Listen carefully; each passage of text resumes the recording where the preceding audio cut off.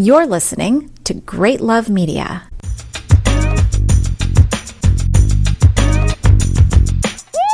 The Great Love Debate. It's the Great Love Debate. The Great Love Debate. It's the Great Love Debate. Hi again, everyone. It's Brian Howie. Welcome to The Great Love Debate, the world's #1 dating and relationship podcast since 2015. And I am in one of our fancy new studios with a pricey new microphone. So I hope it sounds delightful for your listening pleasure. As I've mentioned many times before, we sometimes get pigeonholed around here as being in the advice business. People say, you give dating advice. And I'm like, not really. You know, we most definitely are not. We are in the opinion business.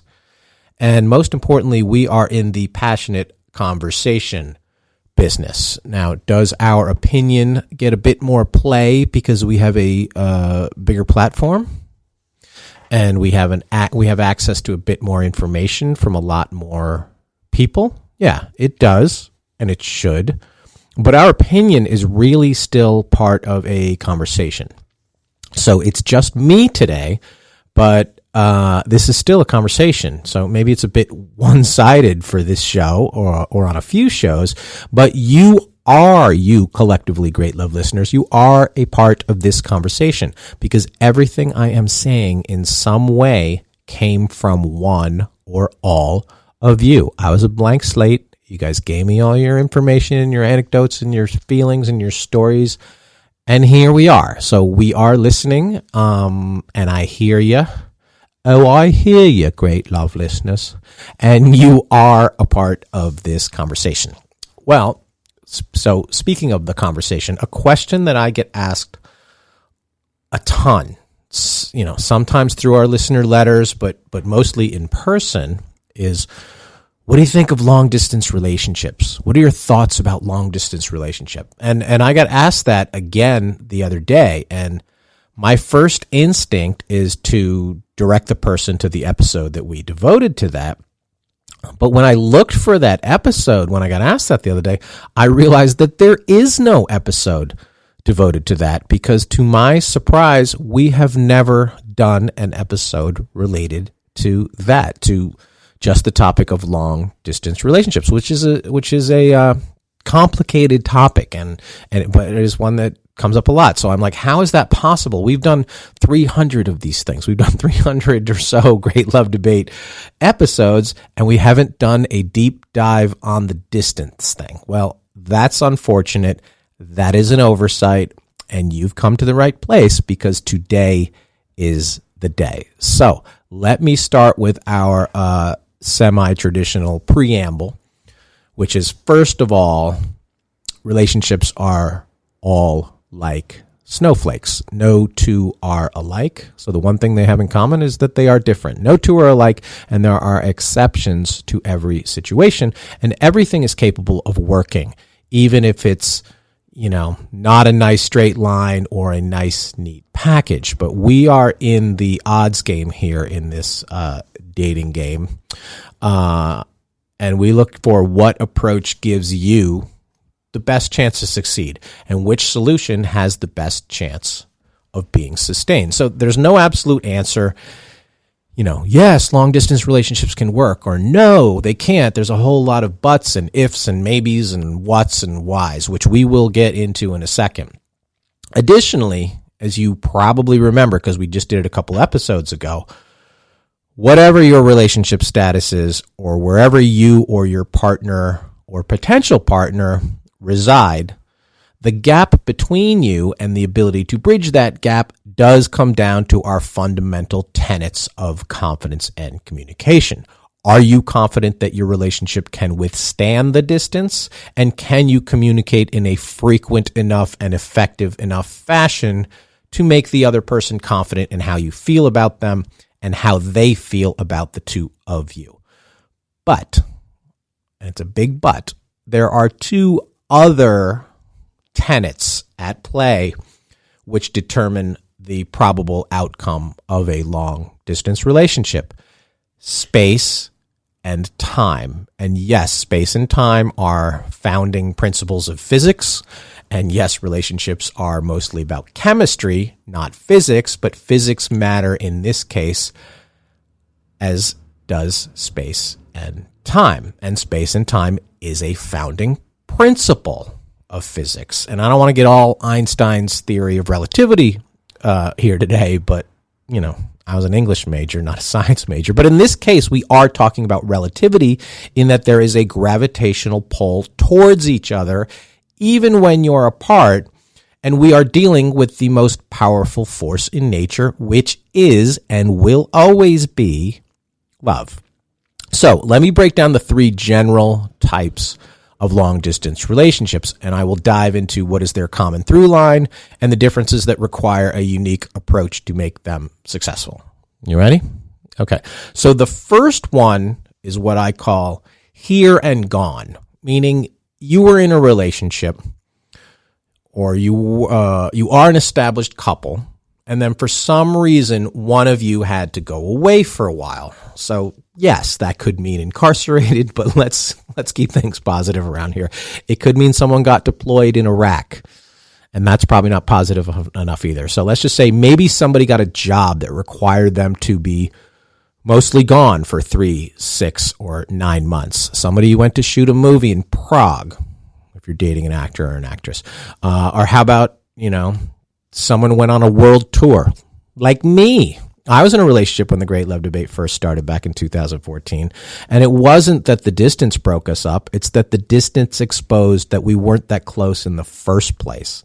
It revealed the weakness in the relationship, bad communication, no confidence. The time apart sort of put a spotlight on the real foundation of the situation, and the foundation was weak. But this situation happens a bunch for a lot of reasons. One person has to suddenly be gone for a stretch of time. And how this situation can survive the distance is that the distance usually has an end game and a strategy. So I'm going to be gone for X amount of days, and together we make a plan to stay together as a couple to survive the time.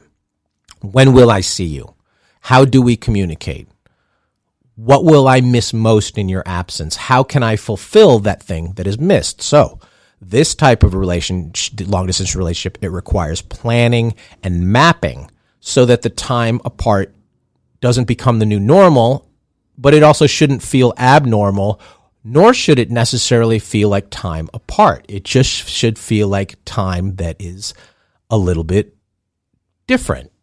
And it can often strengthen a relationship. It really can. Missing someone is a great thing. And them still taking up a big part of space during this time, space and time, a big part of space in your brain can actually work to the benefit of a relationship. You might think about someone more when they're gone than when they're in the same room as you. Missing, I believe, is a good thing. I love missing my girlfriend. It means I care. It means they trigger feelings and emotion. Missing has a negative context, but it shouldn't if you control the messaging in the missing. Messaging in the missing sounds like a strange Lifetime movie, but it's true. What does missing mean? What do I miss about them? How long can I wait to get what I miss? And what can I do to make the distance less tangible to the equation? If what you miss most is the sex, I don't think you had much of a relationship.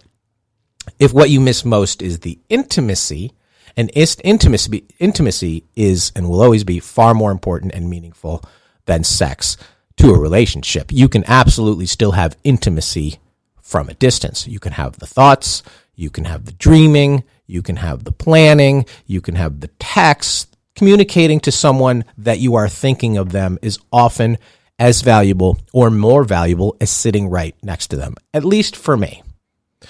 And then you figure out a way to schedule the calls and the FaceTimes and the visits. And I get that you probably can't get to, Baghdad, if that's where they were stationed. And our other example, conjugal visits aren't allowed in most prisons. But if it's a business situation, your relationship can add in some location ships where those sporadic visits that you plot out over a course of time that you're going to be apart, they can feel like honeymoons. And honeymoons can sustain a lot of days and weeks even after they are over. They can feel like an adventure, and sometimes sprinkling in some adventure is good for a relationship. Oh my God, you're going to be gone for 6 or 9 months. This is going to shake our world up a little bit. Let's figure out how we can both go on this adventure together. So it doesn't feel like one person went off and did this while you were stuck home doing that. It should feel like the two of you plotted out and made a plan, like it was an amazing race, but you guys were separate, but you really figured out a way to do this adventure together. Because as I said, it takes planning. It takes literal, when will we see each other? How can we communicate with each other? Conversations. Make a schedule and stick to it, and then tweak it as it goes along, because you don't know, once you actually are apart, if things are going to go exactly as you thought they would before you were apart. So you can't make a schedule and said we were going to do this and now we're doing that. You have to be flexible with it. So you tweak your schedule as you go along, but letting your partner know that you are committed to making it through the time apart will pay off as much as anything that the two of you do with your time together. And that brings me to the second type of long distance relationship, which is what I call the split schedule. So it's like the flip side of a coin. There's heads and there's tails. So it's not necessarily a long time apart, but it's a regular short time apart. On 1 week, off the next, or here 3 days, gone 3 days. It could be work. It could be they are a major league shortstop. Or most frequently, it's a custody situation. Many, many divorced people have shared custody, and many, many married people would kill for shared custody. They're very envious of their friends who are divorced with a shared custody, but that's a different conversation. But in the shared custody situation, especially early in a relationship, it is like dating two different people. One you get to see all the time, and one you rarely get to see at all. Because early on, it's not such a great idea to inject a new boyfriend, girlfriend, partner, plaything, boy toy, whatever you want to call it, into your kids' lives. It's risky and it's confusing, and you really should wait a bit till your relationship is stable and hopefully lasting. But when do you know it is stable and lasting? And the answer to that is when you can survive the schedule and feel just as close to the person during the time you are with them as the time you are not. I dated a flight attendant once. Of course I did. And she had a schedule where she was around 2 weeks and gone 2 weeks. And I didn't mind when she was gone because I'm not sure I missed her that much.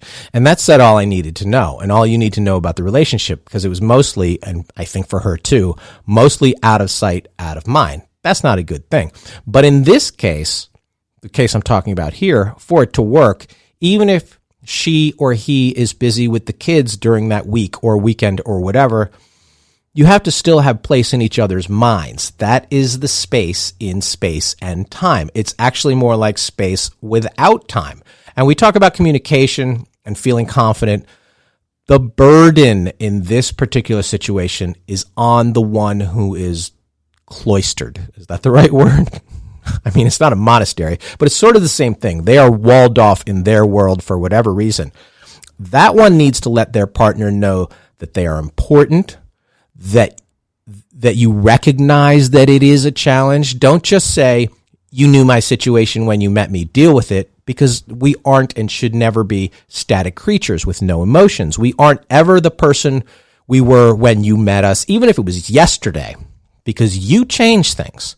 We have grown and evolved and changed our outlook because of you and with you. And being in a relationship with someone with the split schedule, the main issue is that it really is like being with two people, one you see and one you don't. And sometimes, let's just say it's a single mom or single dad, because that is the dominant example of this situation. Maybe the version of them, the one you don't see, the mom-dad side of them, is the very best version of them. It really might be what brings out the very best of them. And it sucks not to be a part of that. And you might say that, well, that's not the same as a business trip because the divorced parent might be only 2 miles away from you. And my answer to that is, who cares? I mean, if it's 2 miles and you can't see them, it might as well be 2,000 miles. The distance and the time seems forever. You know, you ever